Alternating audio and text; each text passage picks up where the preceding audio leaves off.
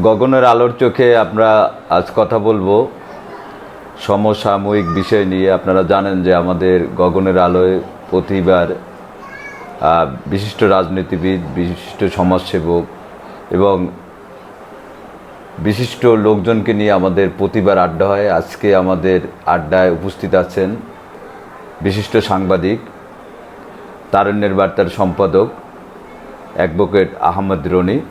আমরা তার সাথে কথা বলবো বর্তমান প্রেক্ষাপট নিয়ে, যে অপসাংবাদিকতা এবং অপসাংবাদিকতার সমাধানের জন্য কি করণীয়, এই ব্যাপারে আমরা কথা বলবো।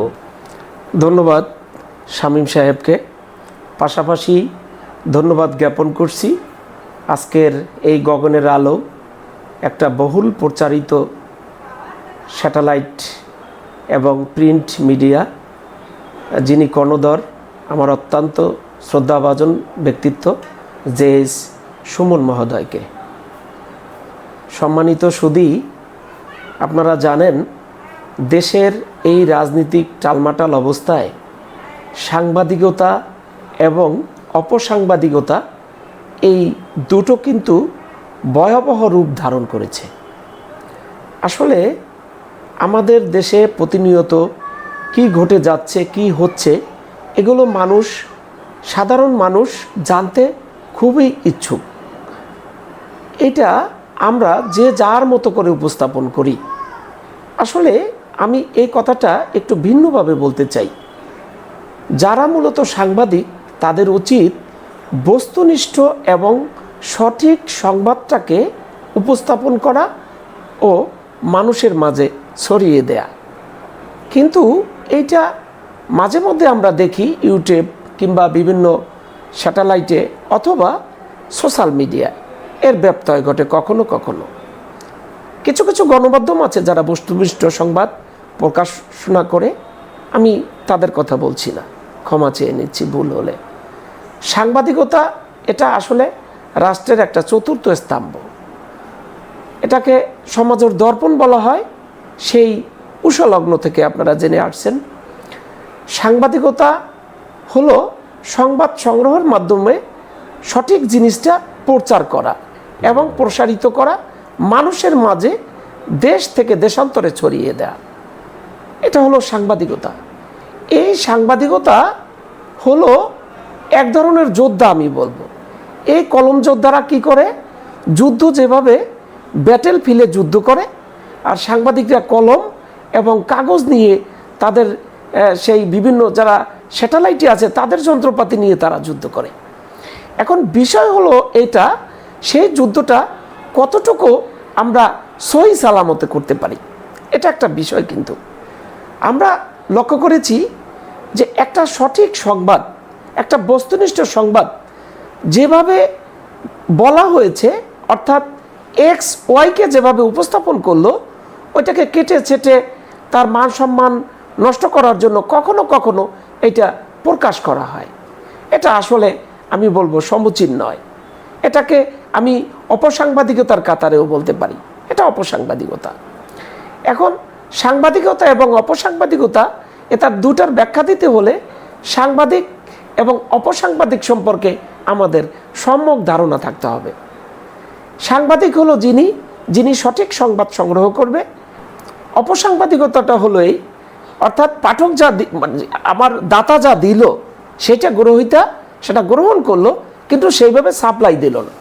দাতা এবং গ্রহীতা বিষয়টা আমি এভাবে বলবো, অপসাংবাদিক যিনি কথিত সাংবাদিক, তিনি ব্যক্তির কাছ থেকে একটা সংবাদ নিয়ে আসলো, ভয়ভীতি দেখিয়ে কিংবা নিজে সাময়িকভাবে তার স্বার্থ হাসিলের জন্য কিছু একটা নিয়ে আসলো বা দিল, সেটাকে তাকে ছোট হেয় প্রতিপন্ন করার জন্য একটা স্ক্রিপ্ট দিয়ে খেয়াল খুশি মতো ছেড়ে দিল, এবং দেখা গেছে পরের দিন ওই যে ব্যক্তি জিনিসটা দিল তিনি সরল বিশ্বাসে একটা জিনিস দিল, এবং পরের দিন উনি টেলিভিশন কিংবা আপনার ইউটিউবে খুলে দেখে যে না, আমি যা বলছি সেটা নাই, আছে ভিন্ন। তখন কিন্তু ওই লোকে তার মনে খুব কষ্ট হয়। স্বাভাবিক, আপনি হইলেও সে কষ্টটা হতো, আমারও হতো। এটা অর্থাৎ সে যেটা দিল সেটা প্রকাশ করলো না, প্রকাশ করেছে খেয়াল খুশির মতো, অথবা কোনো একটা গোষ্ঠীর কাছে, কোনো একটা ব্যক্তির কাছে, বিবেকের কাছে অন্যরকম হয়, ইচ্ছা মতন সংবাদটা প্রকাশিত করলো, এটা অপসাংবাদিকতা। আর অপসাংবাদিকতা এটার আরও একটা কারণ আছে, আমরা যে কোনো কাজ করতে গেলে একটু শিক্ষা দীক্ষা, নিয়ম নীতি, প্রশিক্ষণ এগুলো প্রয়োজন আছে। আমরা একটা জিনিস লক্ষ্য করেছি, আমাদের দেশ যখন টোটা বিশ্ব যখন কোভিডে টয়টম্বর, করোনা ভাইরাস আমরা যখন আক্রান্ত হয়েছিলাম, তখন মানুষগুলো ঘরবন্দি তথা গৃহবন্দী হয়ে গেছিল। টোটা বিশ্ব আপনার স্তম্ভিত হয়ে গিয়েছিল, ক্রাশ হয়ে গিয়েছিল। তখন মানুষগুলো আর ঘর থেকে বের হতে পারে নাই। তখন কিছু কম শিক্ষিত ছেলেরা বা কম যারা আছে, একেবারে অশিক্ষিত না, ধরেন 7 পাস, 8 পাস, 10 পাস, অর্ধশিক্ষিত কম লেখাপড়া লোকজন, তারা কি করছে, তারা বিভিন্ন পেশায় ছিল। কেউ রেন্টেকার ছিল, কেউ হয়তো মাছের ব্যবসা করতো, গাছের ব্যবসা করতো, টুকটাক ব্যবসা বাণিজ্য করতো। ওই ব্যবসাটা বন্ধ ছিল, তার একটা ক্যামেরা ছিল, হয়তো একটা অ্যান্ড্রয়েড মোবাইল ছিল। তখন সে অবসর ওই আইডল সময় কি করত, হয়তো নিজের ছবি তুলে, ঘরের কোনো আসবাবপত্র ছবি তুলে সে সোশ্যাল মিডিয়ায় ভাইরাল করত, হয়ে গেছে। তখন এভাবে করতে করতে করতে করতে সেও কিন্তু আমাদের এই সাংবাদিকতায় নাম লিখিয়েছে। এখন দেখেন, যে লোকটা গ্রাজুয়েশন করে, স্নাতকোত্তর ডিগ্রি অর্জন করে সাংবাদিকতা করলো বা করতেছে, তার সাথে যে ছেলেটা কোভিডে ঘরের মধ্যে অন্ধকারে থেকে সাংবাদিকতায় আসলো, তাহলে সে কি এক? অবশ্যই এক না।